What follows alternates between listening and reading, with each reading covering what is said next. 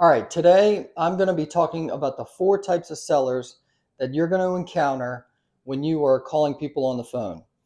Wherever you're getting your leads, you are really only going to talk to four types of people. We're going to put them into categories of good and bad, and the type of sellers that you should spend more time on, and the sellers that you shouldn't. This has been a tremendous help to me and my business and the way I talk to sellers by understanding who I'm talking to.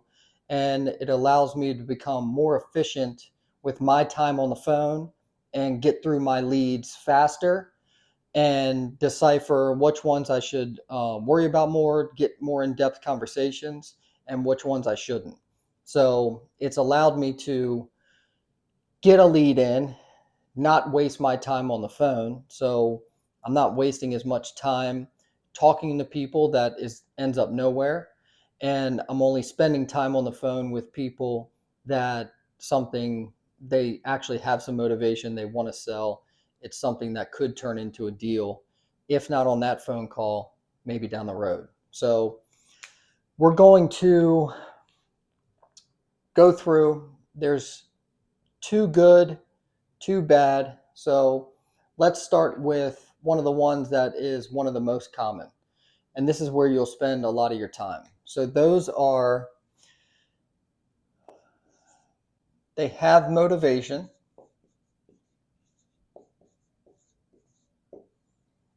right? So they're a motivated seller, but they have the wrong price.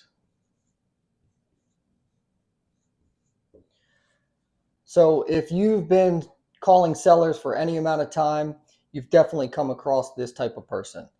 They have motivation, they need to sell, there's some type of pain point, except they have the wrong price. So this is when your experience is going to come into play of comping properties, getting ARVs, understanding conditions, and you're going to, with those items and information that you get from the seller, you are going to go through the process of what their as is value is worth, what you can pay as a buyer, and hopefully can negotiate and get them to understand that pricing and why they need to be where they need to be and why their price that they want is the wrong price for the as is property, and you can get it down and hopefully turn it into a deal. Hopefully their motivation is strong enough to make the wrong price the right price, but this is the most common.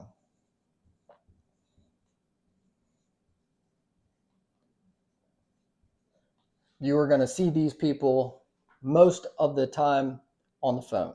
Okay. So, number two is motivation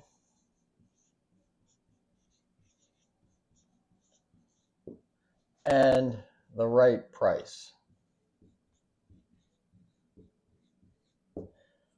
Okay. These are the unicorns. These are the ones you want. If you're making enough calls, you're going to get one of these every once in a while. These are the laydowns. You get them on the phone, they need to sell, the price is right, lock it up, get the contract out to them, do your due diligence, of course, make sure everything's good, and get this closed. You may not see this as much, but you will come across it every now and then, and it is what it is. Take it, make your money, and move on. Okay? This is high motivation, which makes them give you the right price. Just take my property. I need it off my hands. Um, and you're the right person that called me. Let's do a deal. Okay. So, number three is no motivation.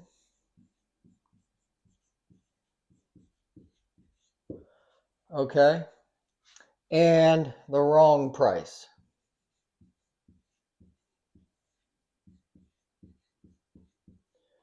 Okay. So you'll probably see these second most in my experience. Depending on where you get the leads, if you are cold calling people, you'll probably get a lot of these people. They don't have any motivation. You're cold calling them, they're not raising their hand, and their price is wrong. They always think they should get the Zillow price. They see what something sold down the street, which is a bigger house, much nicer, renovated. There's all sorts of reasons why they would have the wrong price. But if they have no motivation, then there's no sense in you talking to them. So this is a seller that you're not going to spend a lot of time with. These are refer to an agent or just not a good fit.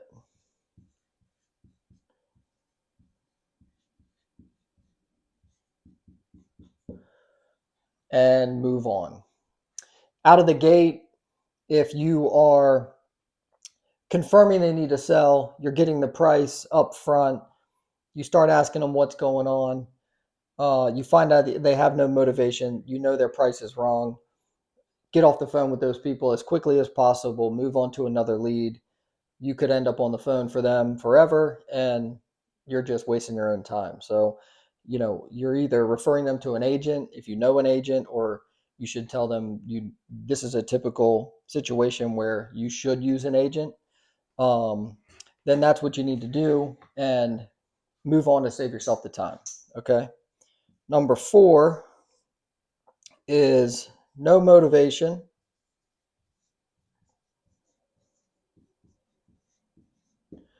and the wrong price.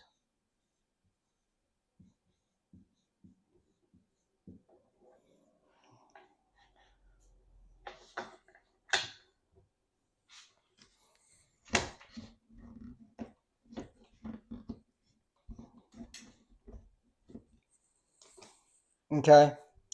No motivation, wrong price. Obviously, oh, sorry. This is right price. No motivation, but the right price. So if they don't have any motivation, but their price is right, this is where you want to ask more questions. You want to be maybe a little weary.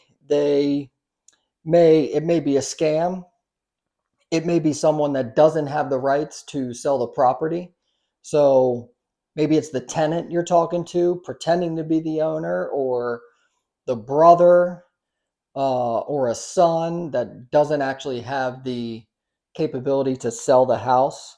You don't come across this a lot, I would say. In my experience, I haven't run into this a lot, but this is someone you want to avoid as well. So this is ask questions, try to verify ownership somehow. If you do happen to get it under contract, then you definitely want to go through escrow and do your due diligence so you make sure that you're not getting yourself in some type of situation where um, you're going to be in trouble or you can't fulfill the contract, because they're actually not the owner. So um, this is probably the most common seller you're going to run into. This is probably the least common in my experience.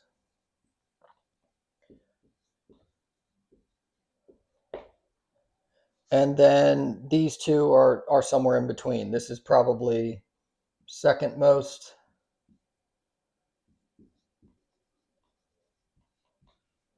and third.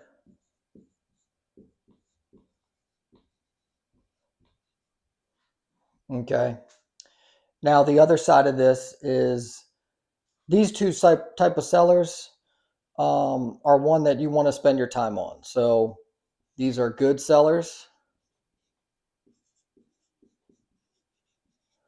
and these are going to be bad. You don't want to spend time on these people. They are not going to turn into deals most likely, and they're going to suck your time, and just bog you down from actually talking to people that you need to and want to talk to. These are the good sellers. Obviously, they have motivation. Their price may or may not be right, but as long as they have motivation, that's what you're looking for. And then get the pricing worked out um, as you continue conversations and get all the information you need and negotiate the price down based on as is value and comps. So these are the sellers that you're going to run into. They're going to fall into one of these buckets. The better you are at identifying which bucket the quickest when you get on the phone with them, the better you're going to get talking to those sellers and also cycling through your leads and making your time more efficient. This has helped me tremendously talking to sellers. Once I learned this and really understood it, then it took my conversations to another level, but also the efficiency of working through leads and putting these in buckets of they don't want to sell, don't worry about them and move on. And not trying to create deals out of this. We're trying to find deals. So you're not trying to create deals out of these people. You're trying to find these people and do the deals with them. If you have any questions about this, please comment below. Follow me more for more information on what's worked for me and what I'm doing in my wholesale business. And hopefully it helps you in your business.